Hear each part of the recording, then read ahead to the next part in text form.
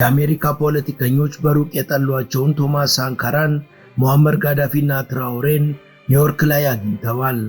ኔታንያሁ እዚህ ከመጣ አስሯለሁ የሚልና የኢትዮጵያውያንን አክስቶቼ ብሎ የሚጠራ ሶሻሊስት የሆነ ወጣት ፖለቲከኛ በአሜሪካ ምድር ትልቅ ስልጣን አግኝቷል። በሰፊ ድምጽ በልጦም የኒውዮርክ ከንቲባ ሆኗል። ትራምፕ አይናቸው እየቀላ ሹመቱን አጽድቀዋል። ሀብታሞች ተጨማሪ ግብር ይከፍላሉ፣ ለድሆች ከዛሬ ጀምሮ መኖሪያ ቤቶች ይሰራላቸዋል ብሏል። ከእንግሊዟ ለንደን ቀጥሎም ሙስሊም የሆነና የህንድ ዘር ያለው ከንቲባ የአሜሪካዋን ኒውዮርክ ተቆጣጥሯል። በሌላ የሀገሪቷ ስቴቶች የሚኖሩ አሜሪካውያን እንደሱ አይነት ከንቲባ ስላላገኙ ቅናት ቢጤ ወርዋቸዋል።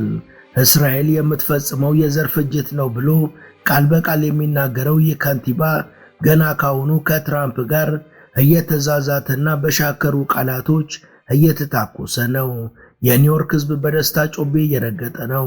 ካምፓላ ተወልዶ ደቡብ አፍሪካና አሜሪካ ተጉዞ ያደገው ይህ ወጣት ገና ከወዲሁ በምዕራባውያኑ የጎሪጥ እየታየ ነው። የኒውዮርክ ቱጃሮችም እያኩተመተሙበት ነው።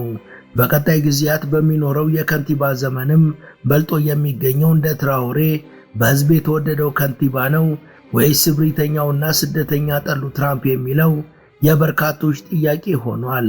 Zoran Mamdani, a socialist who has managed to galvanize support in the city of business and billionaires. Only months ago, he was a complete unknown. When we launched this campaign, we were dismissed as a punchline in the halls of power.